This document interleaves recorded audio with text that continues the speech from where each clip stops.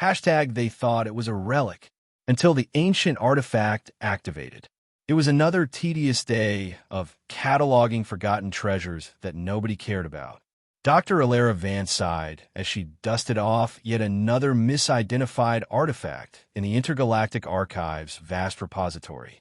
Her small office was more of a storage closet, crammed with shelves holding fragments of civilizations long vanished from the cosmos. As the archive's junior linguist specializing in extinct civilizations, she spent her days translating ancient texts that would likely never see the light of day. "At least you appreciate my work," she murmured to a peculiarly shaped ceramic fragment as she carefully recorded its inscriptions. Talking to inanimate objects had become something of a habit during her 3 years at the station. Her colleagues found it eccentric, which only further isolated her in the sprawling, dust-filled archives that occupied 3 entire levels of Nexus Station, a neutral trading hub at the crossroads of 7 major interstellar shipping lanes. The archives were a monument to bureaucratic inefficiency. Precious artifacts were mislabeled by overworked administrators or disinterested interns. A complex device with intricate circuitry labeled as ritualistic spice grinder. An exquisite sculpture with mathematical precision dismissed as a high official's paperweight. It was both infuriating and oddly comforting to Alara. At least here, surrounded by the forgotten wonders of dead civilizations, she didn't have to engage with the messy politics of living ones. Her eyes drifted to the sphere sitting on her corner shelf. It had been there for months, quietly fascinating her with its mystery. Officially cataloged number XR 7219, unofficially dubbed Artifact X in her private notes, it was a dark metallic orb about the size of a grapefruit. Its surface was covered with intricate patterns that resembled known language or artistic style. The official classification read, "Decorative object of unclear origin, possibly sophisticated forgery." But something about it had always felt wrong to Alara. The pattern seemed to shift subtly when viewed from different angles, creating an almost hypnotic effect. The metal, if it was metal at all, had a warmth to it that standard metals shouldn't possess at room temperature. Sometimes, when the station lights dimmed during the artificial night cycle, she thought she could see the faintest blue glow emanating from the etchings, though it vanished whenever she looked directly at it. Alara found herself inexplicably drawn to the sphere, often cleaning it while absent-mindedly reciting passages from ancient texts she was translating. Tonight was no different. The station had entered its night cycle, the archives empty except for her and the ever-present hum of the environmental systems. She was working late, again, trying to decipher a particularly challenging fragment of pottery recovered from the ruins of what might have been a temple on a now-dead world. "This is either a creation myth or a recipe for ceremonial soup," she muttered, pushing aside a strand of her dark hair that had escaped her messy bun. The language contained phonetic elements from at least 3 different known extinct languages, creating a puzzle that had kept her fascinated for days. As she worked, she unconsciously reached for the sphere, her fingers tracing the patterns as they often did when she was deep in thought. She read aloud a particularly difficult passage, her voice echoing slightly in the empty room. "On Karet Suvash Malorian Ethnimder." The words hung in the air for a moment, and then something unprecedented happened. The sphere trembled beneath her fingertips, a subtle vibration that quickly intensified. Startled, she dropped it on her desk, knocking over stacks of papers and a cup of cold tea. "What the?" she gasped as a soft blue light began to emanate from the etchings on the sphere's surface. The light pulsed rhythmically, growing brighter with each heartbeat. Then, abruptly, a 3-dimensional interface materialized in the air above it, composed of intricate geometric shapes, swirling symbols, and pulsating light patterns that made no logical sense to her eye. Before she could react, the sphere emitted a pulse of energy that swept through her body. The wave wasn't painful, but it left her dizzy and disoriented. Her mind suddenly filled with a torrent of incomprehensible information: star charts, equations, images of beings with impossible anatomy, and concepts for which she had no reference. She staggered backward, knocking over her chair as she clutched her head. Through the chaos in her mind, she realized something else was wrong. The archive security systems should have activated the moment the sphere emitted energy, but the alarms remained eerily silent. Somehow, the artifact had disabled them. As the initial shock subsided, Elara approached the hovering interface cautiously. The blue light cast eerie shadows across her office, transforming the familiar space into something alien. She reached out tentatively, her fingers passing through the holographic display. It rippled like water, rearranging itself in response to her touch. "This is impossible," she whispered. "You're not a forgery, are you? You're not even a relic. You're something else entirely." The interface vanished as suddenly as it had appeared, the sphere returning to its seemingly dormant state. But something had changed. Elara could feel it. A faint awareness, a connection between herself and the artifact that hadn't existed before. It was as if the sphere had recognized her, acknowledged her, perhaps even chosen her. She quickly tried to cover up any evidence of what had happened, straightening her desk and replacing the sphere on its shelf. Her mind raced with questions and possibilities. Should she report this? To whom? The head archivist who had dismissed her theories about advanced ancient civilizations as romantic fantasies. The station security who would likely confiscate the artifact and lock it away in some high-security vault, never to be studied properly? No, this was her discovery. She needed time to understand what had happened before involving others. She decided to keep it secret, at least for now. What Elara didn't know was that the sphere's energy pulse, while avoiding the archive's alarms, had not gone entirely undetected.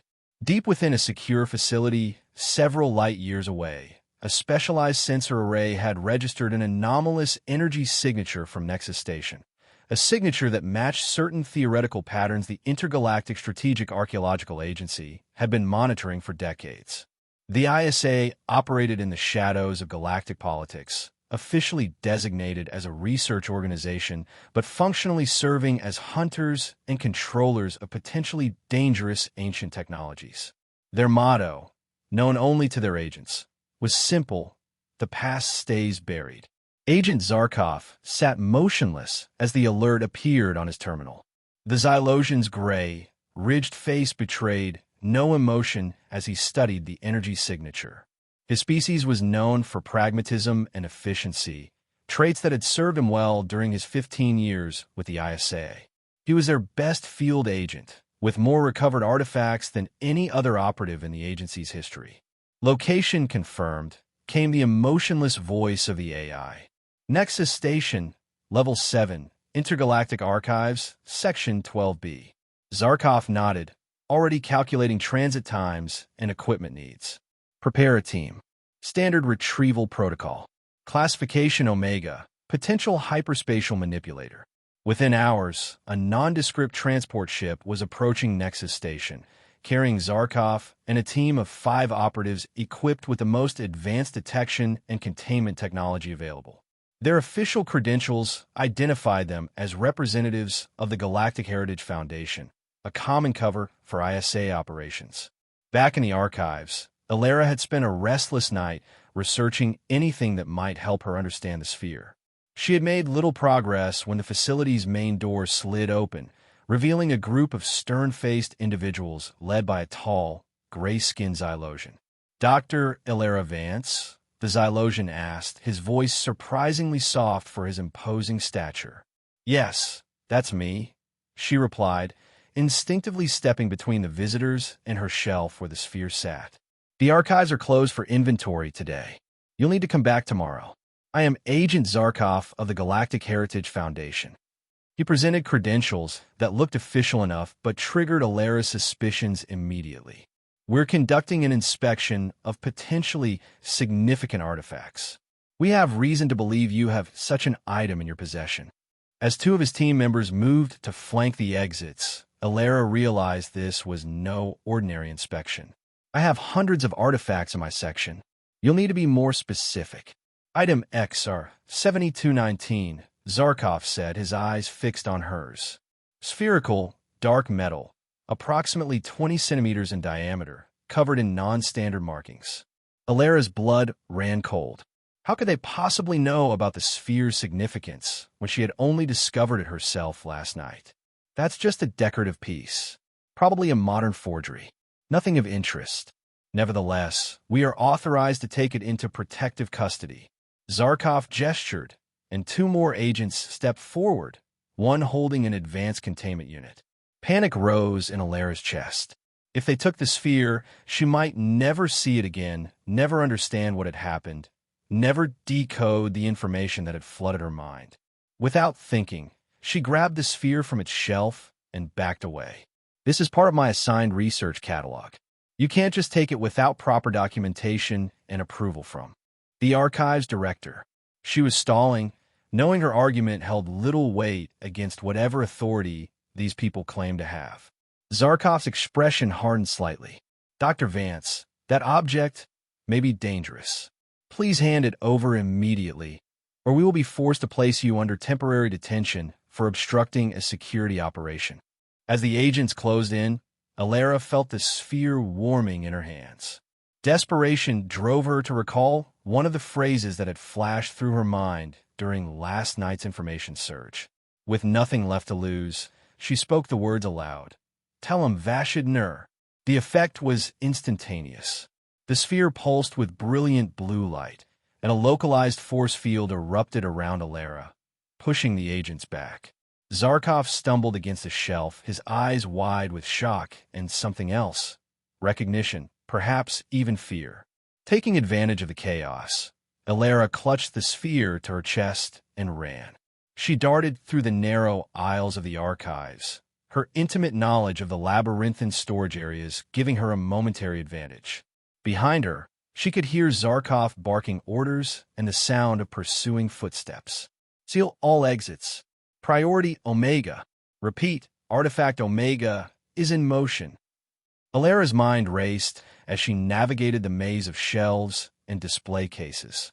She needed to get off this level, away from the archives, maybe even off the station entirely. But how? She was a linguist, not a fugitive. She had no combat training, no escape plan, no allies to call upon. And yet, as she ran, she began to sense impressions from the sphere. Not words exactly, but images and feelings guiding her decisions. When she reached a junction, an inexplicable urge led her to take the left path instead of the right. When she approached a maintenance hatch she'd never noticed before, her fingers seemed to know precisely which panel to press to open it. She scrambled through the hatch into a narrow service corridor used by maintenance droids, pulling the panel closed behind her. The sphere's guidance led her through a confusing network of service tunnels, eventually emerging in the lower markets of Nexus Station, a chaotic, crowded area where various species traded everything from legal luxuries to contraband technology. Alara had rarely ventured into the markets, finding the noise and crowds overwhelming. Now, she pulled her archive jacket close around the sphere and plunged into the throng, hoping to lose herself among the diverse beings haggling at colorful stalls and shadowy booths. She needed a plan. She needed help.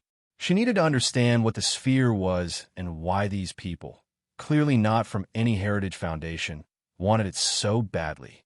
The information that had flooded her mind contained fragments that might provide answers, but it was like trying to reconstruct a library from random torn pages. One thing was becoming clear, though. The sphere was not just an artifact.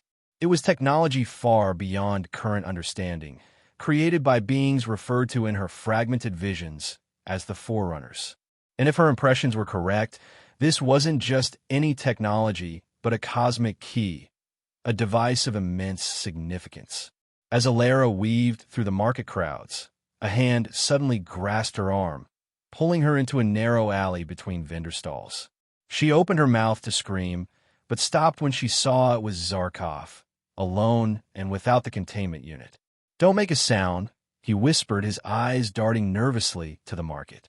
They're watching all surveillance feeds. We have approximately 45 seconds before they pinpoint this location. Why should I trust you? Alara hissed, clutching the sphere tighter. Because I just disabled my tracker and communications link, he replied grimly. In the eyes of the ISA, I am now as much a target as you are. ISA, not the Galactic Heritage. There is no Heritage Foundation, he cut her off. The Intergalactic Strategic Archaeological Agency exists to contain and control ancient technologies. What you have there, he nodded toward the concealed sphere, is exactly what they've been searching for decades. Before Alara could respond, Zarkov continued urgently. My team leader just received new orders directly from ISA Command. They don't want the artifact contained anymore. They want it activated, and they don't care what happens to you in the process. His expression, though still stoic, showed a flicker of disgust. I've seen ISA cross many lines, but never this one. Now move. We have 30 seconds. Uncertain, but with few options, Alara followed Zarkov deeper into the station's labyrinthine back corridors. They moved quickly and purposefully, avoiding main pathways and security checkpoints, until they reached a small, dingy docking bay filled with service vessels and outdated cargo shuttles. These are station maintenance ships, Zarkov explained, approaching a particularly weathered shuttle. Limited range, but minimal security oversight. I can bypass the launch protocols. As he worked on the shuttle's access panel, Alara studied him curiously. Why are you helping me? What changed? Zarkov paused, his long fingers hovering over the panel. In 15 years retrieving artifacts for ISA, I've never seen one do what yours did. It created a defense system specifically calibrated to my team's weapons. Impossible without advanced intelligence. More importantly, he added, the panel sliding open under his manipulation, I've never received orders to use lethal force on a civilian. Something about this artifact frightens ISA leadership. I want to know why. The shuttle's hatch opened with a hiss of hydraulics. Zarkov gestured for Alara to enter. I have a theory about where we need to go, but first, we need to get clear of Nexus Station. ISA will have the main docks locked down by now. Once inside, Zarkov quickly initiated the launch sequence, overriding the automated traffic control system. The small craft shuddered as ancient engines came to life, rattling the hull ominously. Will this thing even fly? Alara asked nervously, strapping herself into a worn co-pilot seat. Marginally, Zarkov replied, his focus on the controls. It's the definition of space-worthy at its minimum legal threshold. The shuttle lurched away from the docking clamps, thrusters sputtering as Zarkov guided it through a maintenance exit rarely used by manned vessels. They cleared the station moments before security alerts began flashing across the communications array. They've noticed us, Zarkov said calmly, accelerating away from the station. But this vessel's identification transponder is malfunctioning, a fortunate mechanical failure, and we're heading into a commercial shipping lane. They'll have difficulty tracking us specifically. Once they had put sufficient distance between themselves and Nexus Station, Alara carefully removed the sphere from her jacket. In the dim light of the shuttle's cabin, the etchings seemed to shimmer with subtle blue luminescence. You called it an artifact, she said to Zarkov. But that's not what it is it? This is technology, incredibly advanced technology. Zarkov nodded, setting the shuttle on an automated course before turning to face her. The ISA classifies it as a hypertech artifact, technology created by civilizations that reach development levels far beyond our current understanding. Most of these civilizations disappeared millions of years ago, leaving only fragments of their achievements behind. Alara ran her fingers over the sphere's patterns. The Forerunners, she murmured. Zarkov's eyes widened slightly. How do you know that name? It's classified at the highest levels of ISA. I saw it. When the sphere activated, it transferred information directly into my mind. Most of it was incomprehensible, but fragments are becoming clearer. She paused, looking up at him. It showed me star maps, visions of beings unlike any species I've ever seen, and references to something called a cosmic key. Then Isa's suspicions were correct, Zarkov said grimly. What you're holding might be one of the mythical keys, devices rumored to control a vast network of Forerunner technology spread throughout the galaxy. Alara stared at the sphere with new appreciation and apprehension. But what does it do? What is this network for? That's what we need to find out, Zarkov replied. And quickly, before ISA does. Do you still have those star maps in your memory? Alara closed her eyes, trying to recall the stream of information. Yes, but they're different from modern maps. The constellations are shifted as if viewed from... Her eyes snapped open, as if viewed from millions of years in the past. Zarkov nodded. Stellar drift. The positions of stars change over vast periods of time. Is there any way to identify a specific location? A point of reference? Concentrating, Alara visualized the maps that had flooded her consciousness. There's one system that appears repeatedly, a trinary star system with unusual prominence in the data. It's represented differently from the others, as if it were important. Can you describe it? 3 stars, 1 blue giant, 1 yellow main sequence similar to Earth's sun, and 1 red dwarf. The configuration creates a unique gravitational balance. There's a large nebula nearby with distinctive coloration. Zarkov turned to the shuttle's navigation computer, inputting search parameters. That narrows it down significantly. A trinary system with that specific composition. He frowned at the results. There are only 2 possibilities within reasonable travel distance, and only one near a nebula, the Vertitrix system. Alara leaned forward to see the display. I've never heard of it. Few have. It's in an unremarkable sector, bypassed by major trade routes, with no habitable planets recorded. It's listed as a scientific curiosity at best, dangerous navigational hazard at worst. He looked up from the screen. The perfect place to hide something important. Can the shuttle get us there? Zarkov shook his head. Not directly. We need to make at least 2 jumps through transfer points, and this vessel lacks the necessary drive for interstellar travel. He considered for a moment. However, there's a commercial transport hub at Kelder Station, within range of our current fuel. From there, we could either find passage or acquire a more suitable vessel. Alara raised an eyebrow at his careful phrasing. You mean steal one? I prefer emergency requisition, Zarkov replied without a hint of humor. I say we'll have alerts out for both of us across all official channels by now. Conventional travel options will be limited. She sighed, looking down at the sphere in her hands. A linguist and an ISA agent gone rogue, heading to an obscure star system in a stolen ship, following directions from an ancient artifact that might control a galaxy-wide network of unknown technology. She gave a short, incredulous laugh. This wasn't in my career plan. Nor mine, Zarkov admitted. But here we are. They traveled in silence for a time, each absorbed in their thoughts. Eventually, Alara spoke again. You said ISA has been searching for this, for something like this, for decades. Why? What do they know that we don't? Zarkov's expression darkened. ISA was formed after an incident on Proxima Centauri 4, about 70 years ago. Colonists discovered what appeared to be an ancient temple. When they activated a device inside, it triggered a reaction in the planet's core.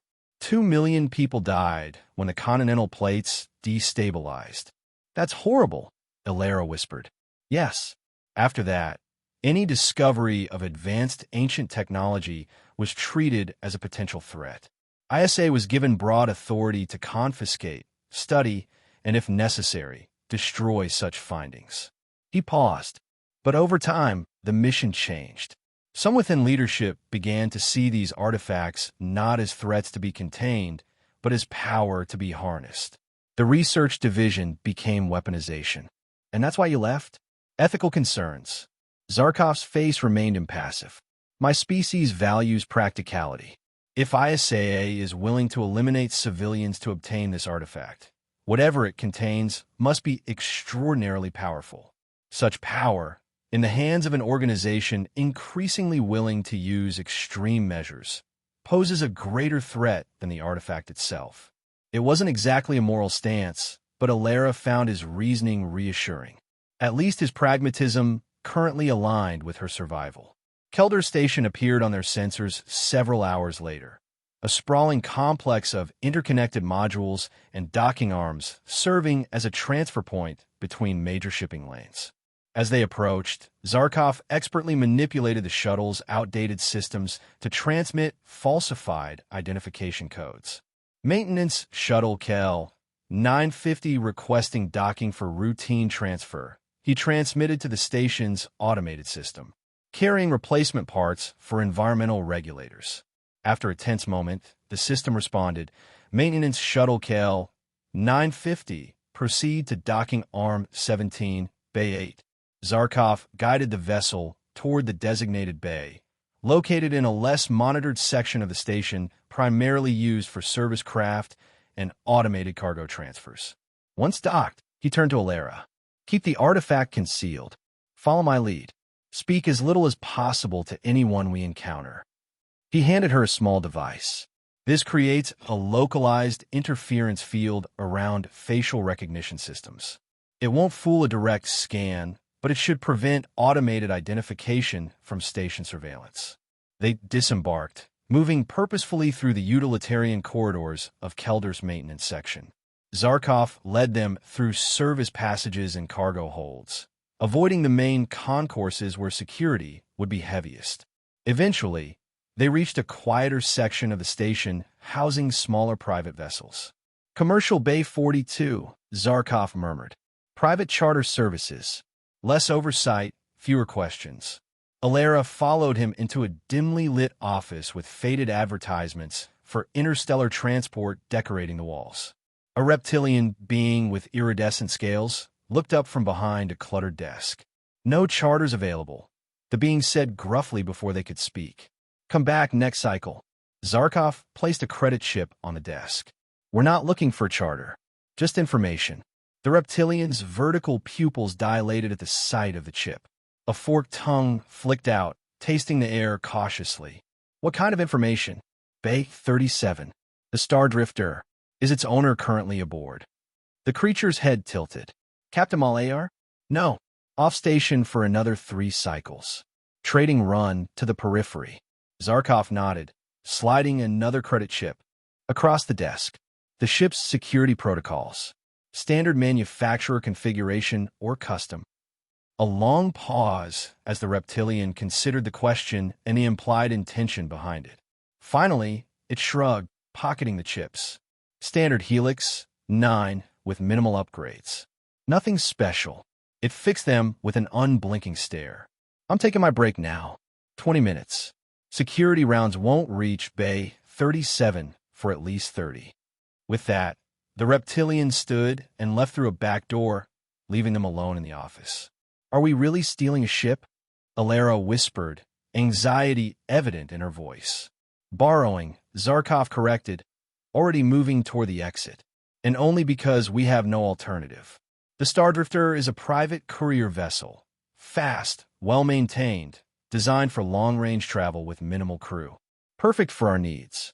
They made their way to Bay 37, where a sleek vessel was docked. True to its name, the Stardrifter had the elongated hull design favored by vessels that spent considerable time in hyperspace, with enlarged engine housings and minimal external protrusions that could create drag in certain dimensional states. Zarkov approached the external access panel, pulling a small device from his pocket.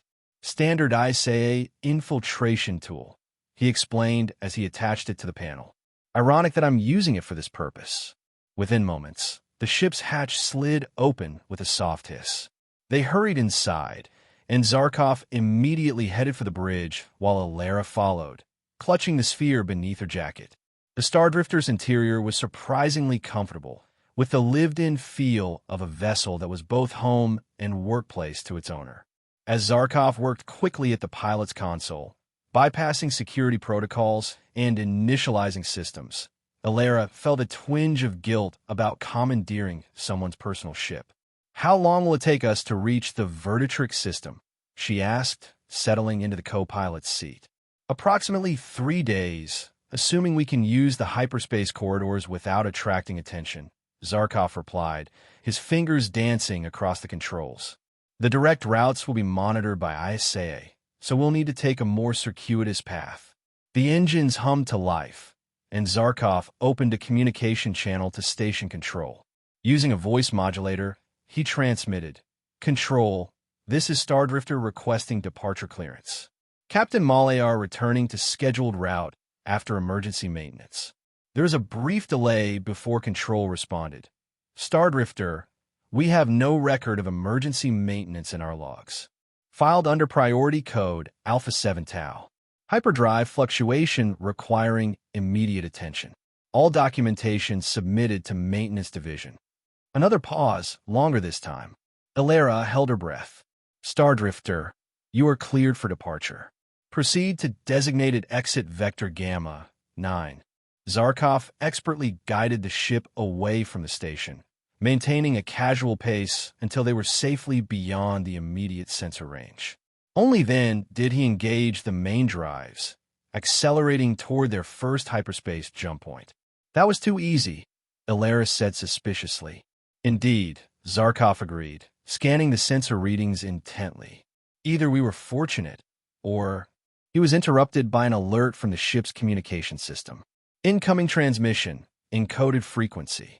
They exchanged worried glances before Zarkov cautiously accepted the transmission. A holographic image materialized above the console, the reptilian being from the charter office. I assume you're safely away, it said without preamble. Good. Malayar is a friend. He won't mind his ship being borrowed for a worthy cause. How did you, Elara began? I recognized the ISA agent. The reptilian interrupted, eyes focusing on Zarkov. Former agent, I should say. Your departure from their ranks is already notorious in certain circles, as is the alert for a stolen artifact of unprecedented importance. Its gaze shifted to Elara. They're offering quite the reward for both of you. Are you tracking us? Zarkov demanded, hands poised over the controls, ready to change course. The reptilian made a dismissive gesture. No, but others will be. You should know that ISA has deployed their deep space pursuit vessels. Commander Vex is personally leading the hunt. Zarkov's expression hardened at the name. Vex. That explains the lethal force authorization. Who is Vex? Elara asked. ISA's most decorated and ruthless field commander, Zarkov replied grimly. Known for his perfect record of artifact retrieval and his flexible interpretation of acceptable casualties. The reptilian nodded. The rumors say he's bypassing standard protocols, using experimental tracking methods. Whatever you have, they want it desperately. Why are you helping us? Elara asked. The being's scales shifted color slightly, a sign of emotion in its species. Let's say I have personal reasons to dislike ISA's methods. Malayar feels similarly. The ship has hidden modifications not in any registry. Enhanced shields, sensor baffles, and a few other surprises. You'll find them useful. With that cryptic statement, the transmission ended abruptly. Zarkov immediately began accessing the ship's previously hidden systems, his expression showing rare surprise as he discovered capabilities far beyond a standard courier vessel. This Captain Malayar appears to have a complicated relationship with legality, he commented. Will these modifications help us reach Vertitrix undetected? They significantly improve our chances, Zarkov replied, programming a complex series of hyperspace jumps. But we should prepare for the possibility of interception. Commander Vex is not easily evaded. The next 2 days passed in a tense rhythm of hyperspace jumps, sensor sweeps, and careful study of the cosmic key. During quiet moments, Elara attempted to organize and understand the information that had been transferred to her mind, while Zarkov taught her the basics of ship operations and self-defense. They established a cautious rapport, united by their shared predicament, if not by natural affinity. Zarkov remained reserved, revealing little about himself beyond his professional history with ISA, while Elara shared stories of her academic career and the frustrations of working in the archives. I always believed there were advanced civilizations that predated our recorded history, she told him as they shared a meal in the ship's small galley. My thesis on multidimensional linguistic patterns in supposedly unrelated ancient scripts was ridiculed by the academic establishment. They called it fanciful pattern seeking without empirical basis. And now you hold evidence that could revolutionize our understanding of galactic history, Zarkov observed, nodding toward the sphere that now sat openly on the table between them. Ilara touched it gently. Over the past days, she had developed a stronger connection with the artifact, occasionally receiving clearer impressions and images. The Forerunners weren't just technologically advanced, she said softly. They perceived reality differently. Their language wasn't just for communication. It was a tool for manipulating the fundamental forces of the universe. That would explain why you, a linguist, can activate the key when ICE's technical experts could not, Zarkov noted. They were approaching it as technology when it's actually a form of language. She nodded, excited by his understanding. Exactly. The patterns aren't just decorative or even symbolic. They're functional. Each configuration corresponds to specific harmonic frequencies that resonate with. The ship's alarm system suddenly blared, cutting off their conversation. Zarkov was instantly on his feet, moving swiftly to the bridge with Ilara close behind. Proximity alert, he announced, scanning the readouts. A vessel has dropped out of hyperspace less than 10,000 kilometers from our position. The main screen displayed a sleek, predatory-looking craft with distinctive sensor arrays protruding from its hull. ISA pursuit vessel, Zarkov confirmed grimly. Vex's flagship, the Arbiter. How did they find us? Ilara asked, clutching the sphere protectively. Unknown. Possibly they predicted our destination and established a patrol pattern. His fingers flew across the controls, activating the ship's hidden defensive systems. They're hailing us. After a moment's hesitation, Zarkov accepted the transmission. The holographic projector flickered before resolving into the image of a tall, austere human with sharp features and cold, calculating eyes. Agent Zarkov, the man said, his voice precisely modulated. You've led us on quite the chase. I admit, I'm disappointed. Your record was exemplary. Commander Vex, Zarkov acknowledged stiffly. Your extreme measures left me little choice. Vex's attention shifted to Ilara. And Dr. Vance, the linguist who somehow activated what our best scientists could not. His expression was one of clinical interest, as if examining a particularly fascinating specimen. You have no idea what you've stumbled upon.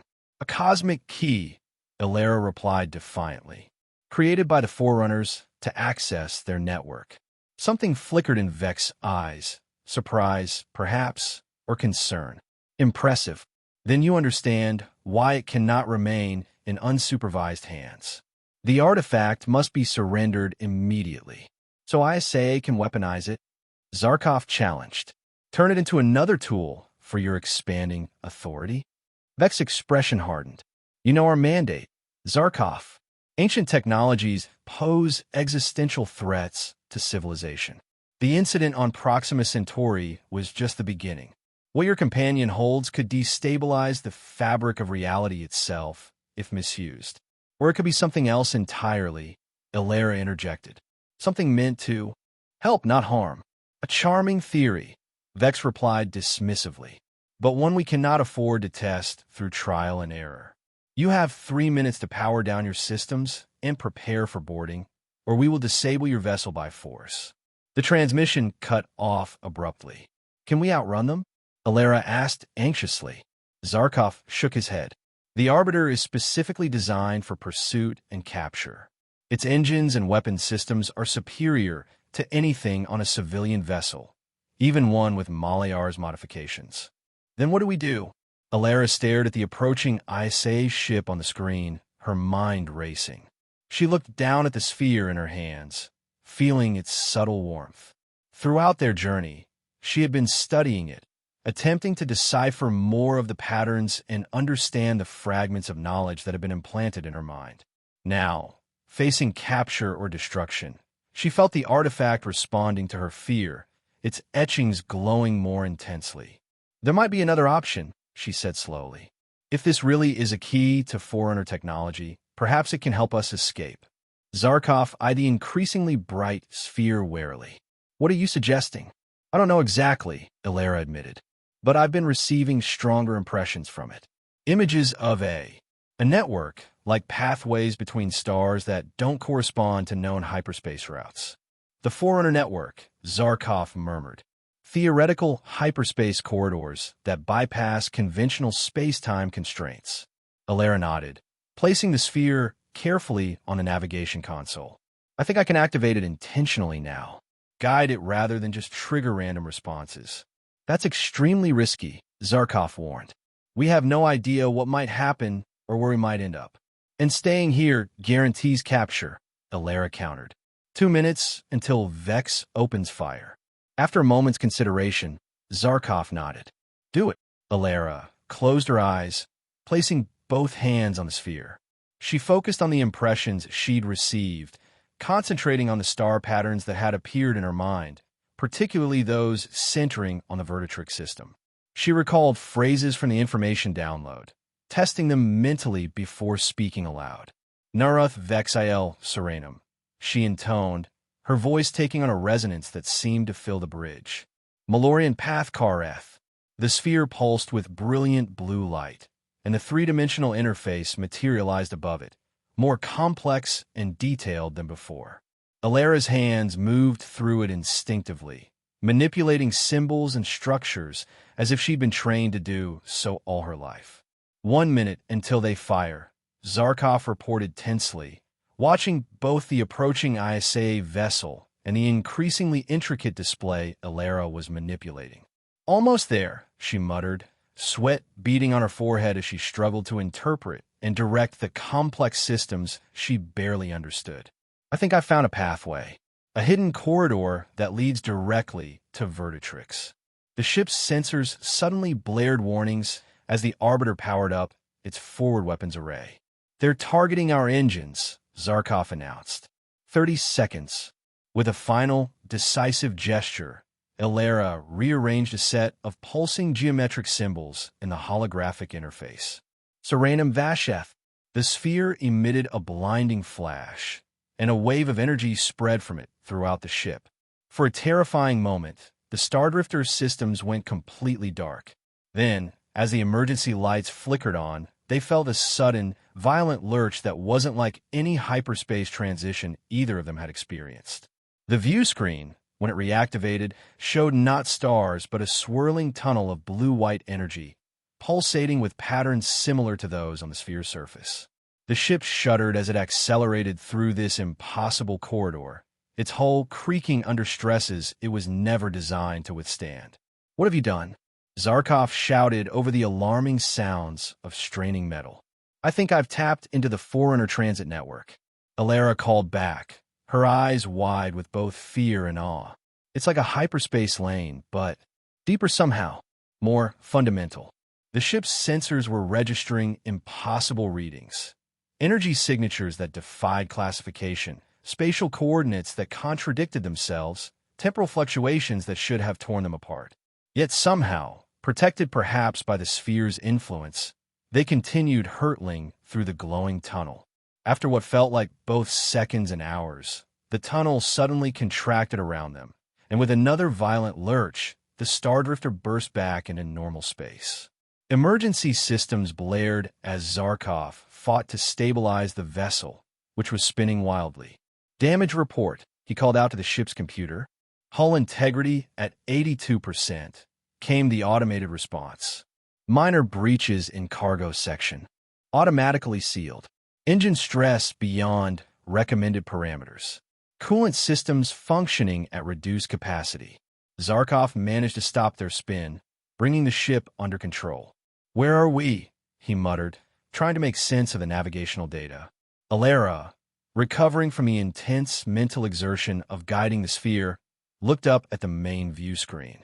Before them hung the breathtaking sight of a Trinorous star system, a massive blue giant, a yellow sun, and a small red dwarf, arranged in a complex orbital dance.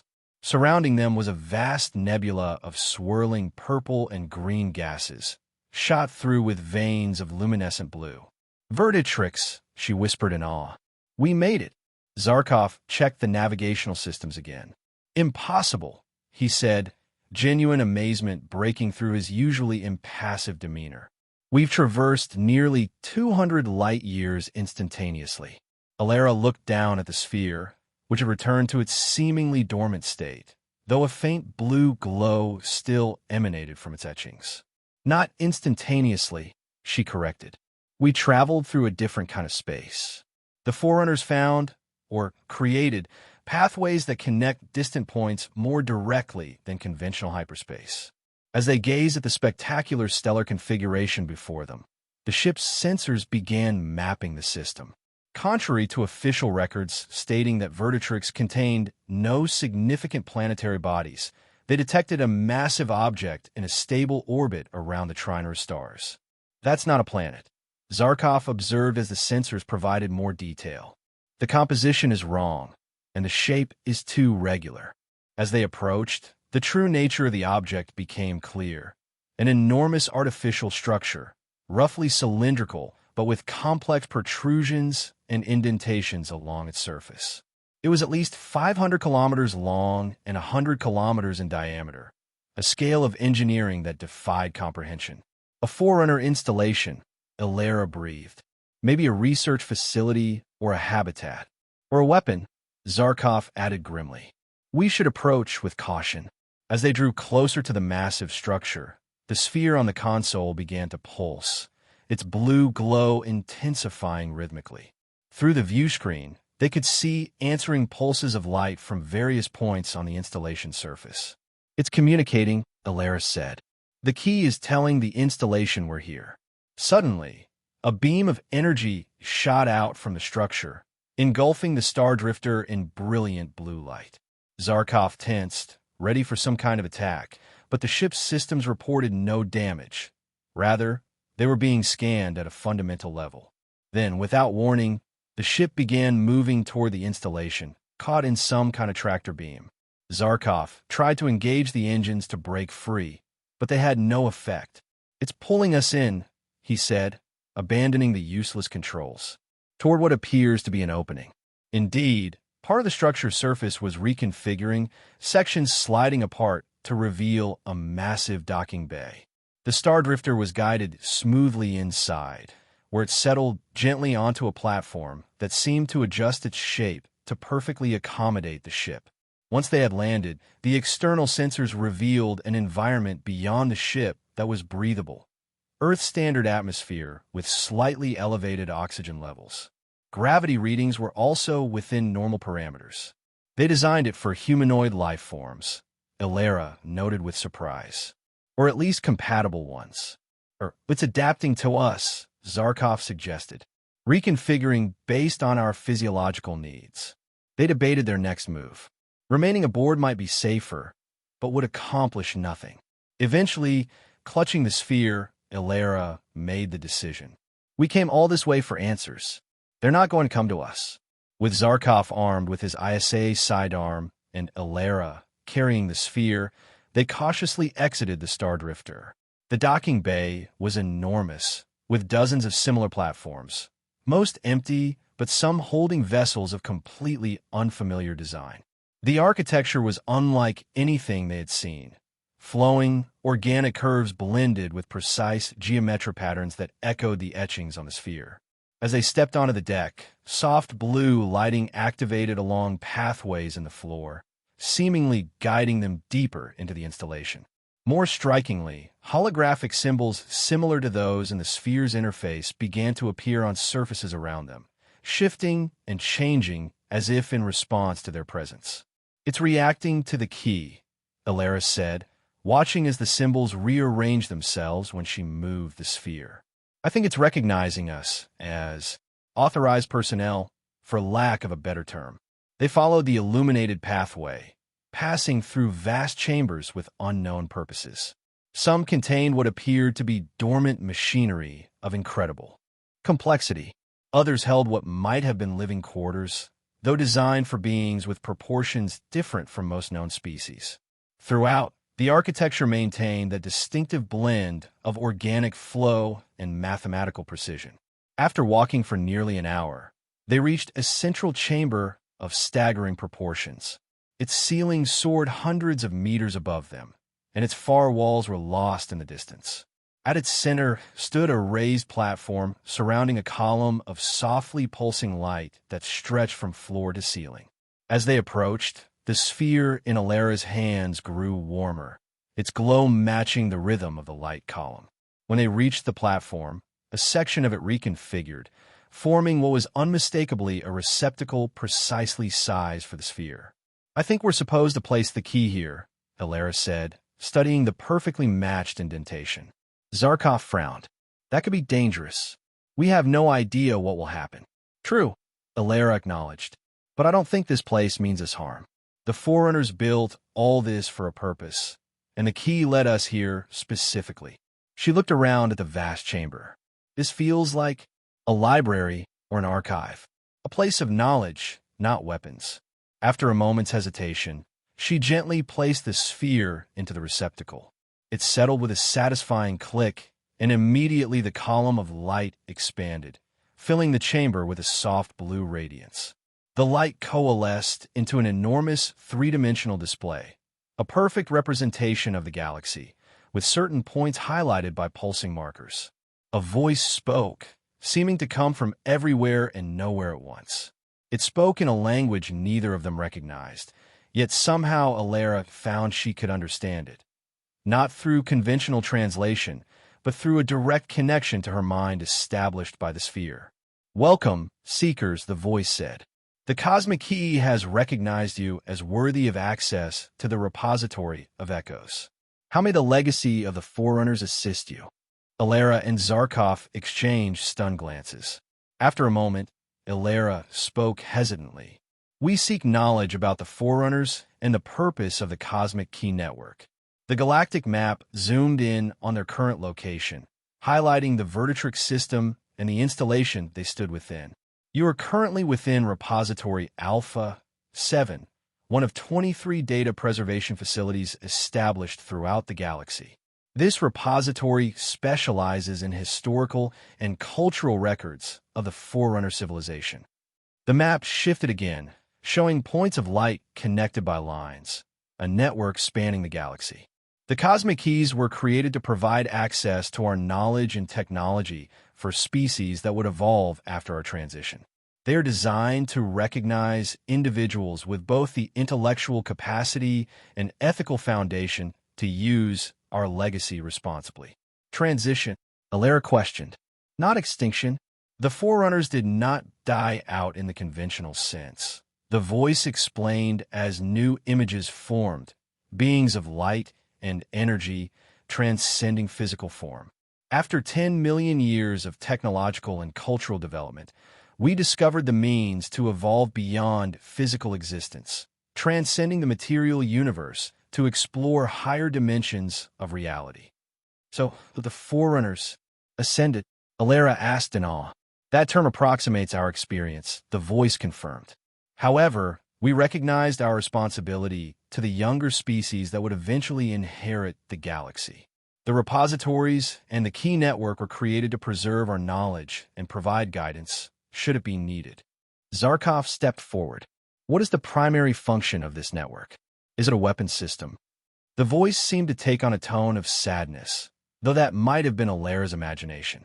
"The network serves many functions: knowledge preservation, ecological monitoring and restoration, celestial stabilization. It was never intended as a weapon, though certain systems could be weaponized if misused.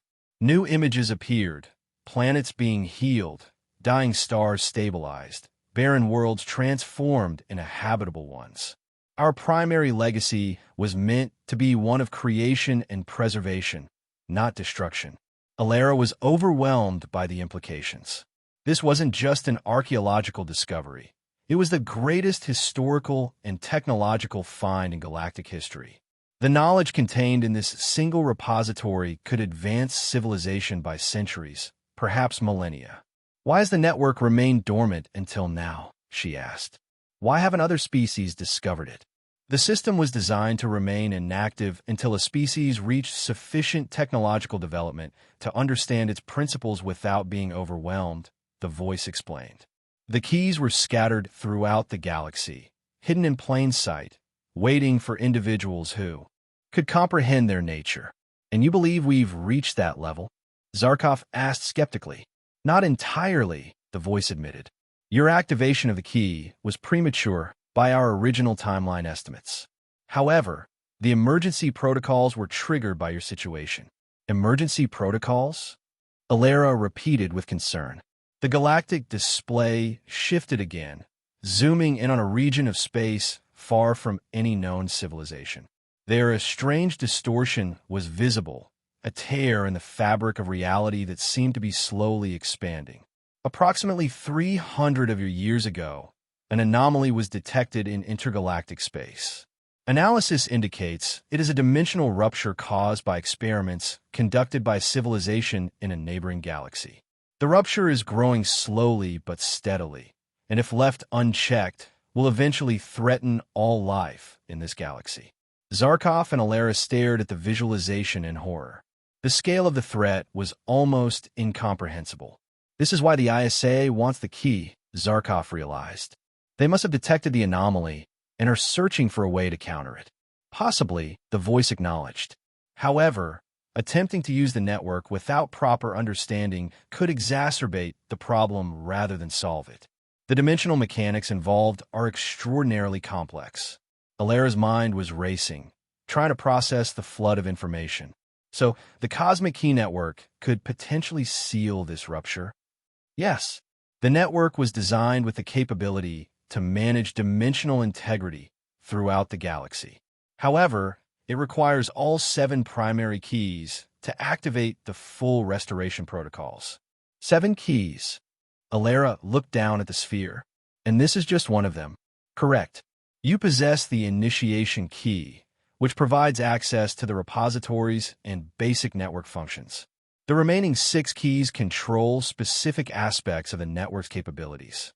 Before they could ask more questions, alarms suddenly blared throughout the chamber.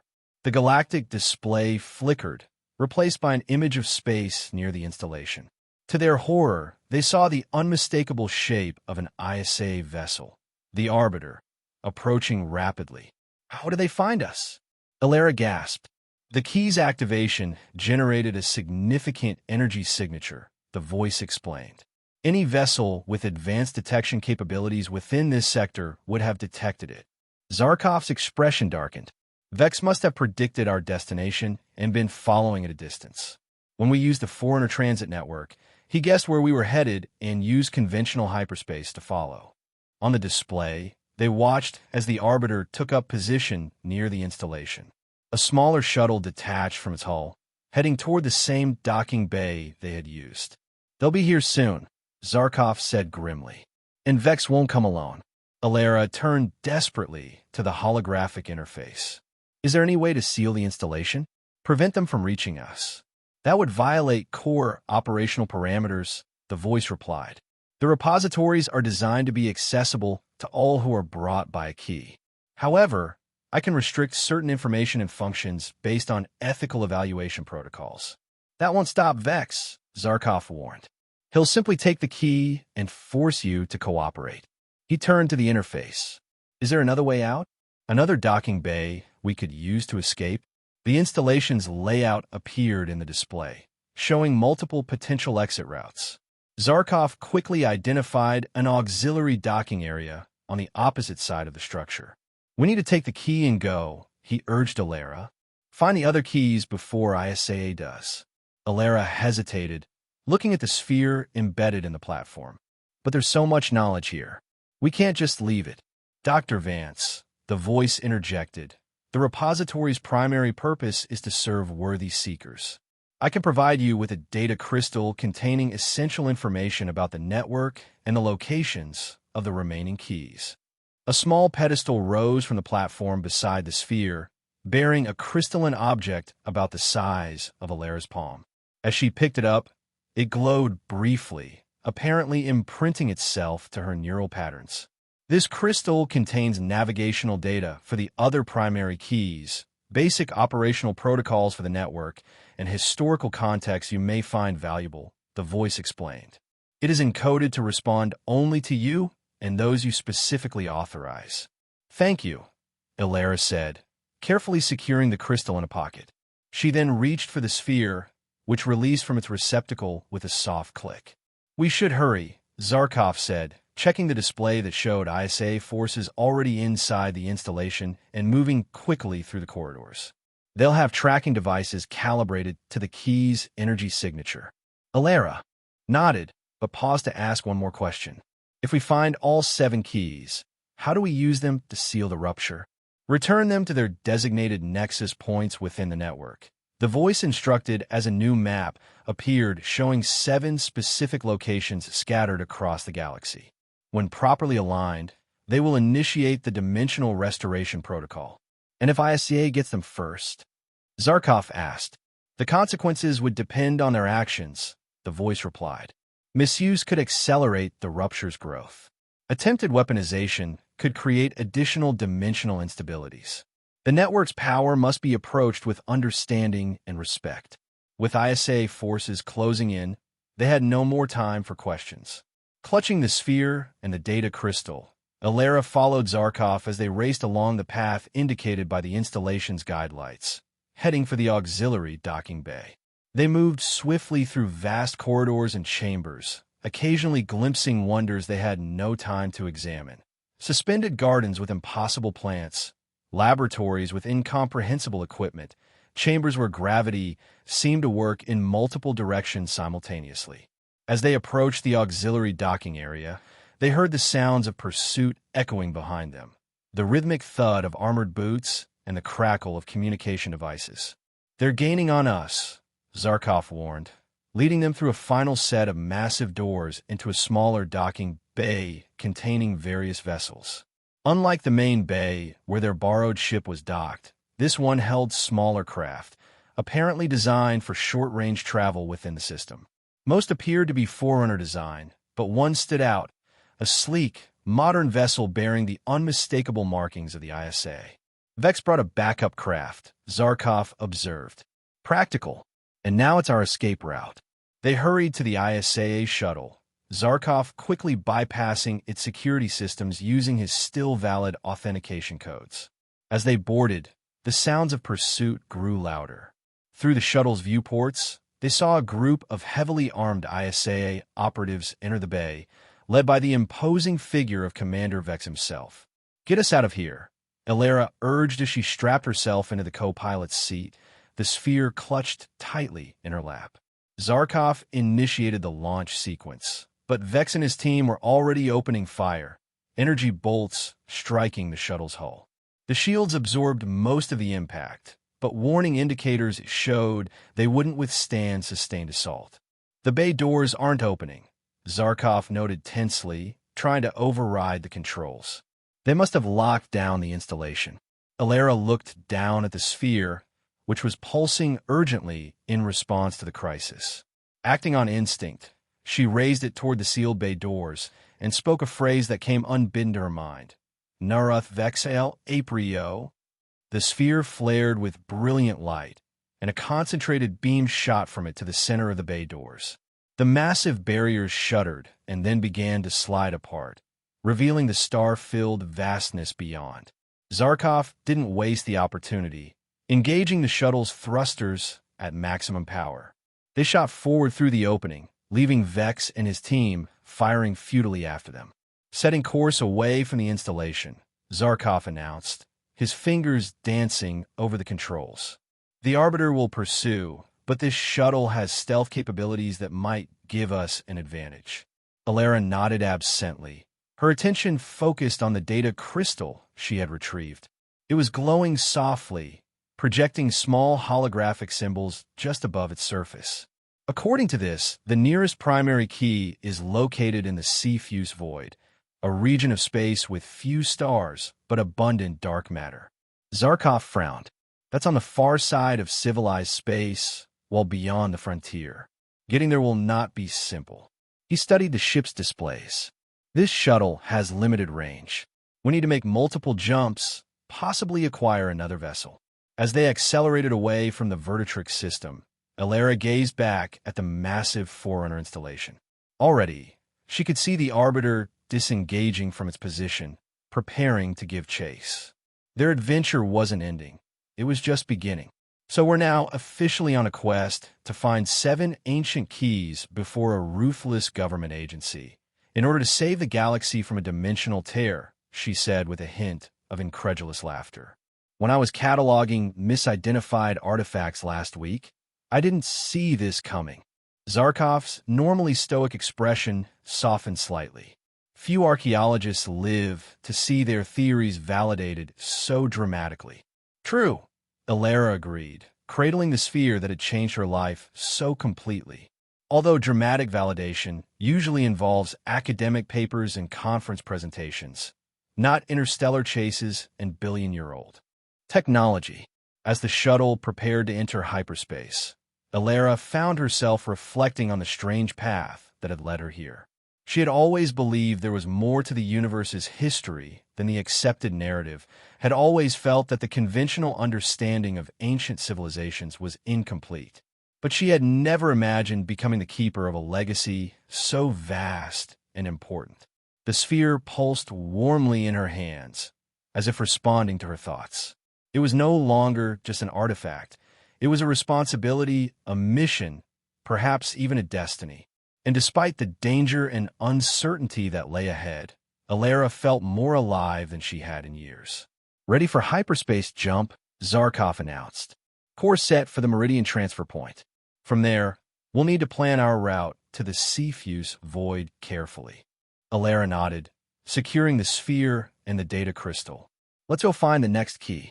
The stars stretched into luminous streaks as the shuttle leapt into hyperspace, carrying them toward an uncertain future.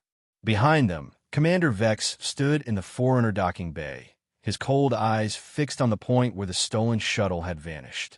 Track them, he ordered his team. I want every available asset deployed. The artifact must be recovered, along with all related data. He gazed thoughtfully at the towering architecture surrounding them. And prepare a full research team for immediate deployment to this installation. There are secrets here that ISA has sought for generations. As his team scrambled to obey, Vex walked to the spot where the strange energy beam had opened the bay doors. He knelt, examining a small crystal shard that had broken off during the confrontation, perhaps from the data crystal that the linguist had taken. It pulsed faintly with the same blue energy as the sphere.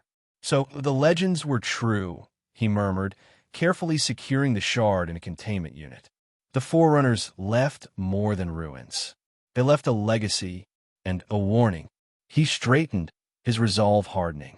Whether the fugitives understood it or not, they had stumbled into something far greater and more dangerous than they could imagine. The future of the galaxy might well depend on who controlled the cosmic keys, and Vex was determined that it would be Isa under his guidance. The chase had only just begun.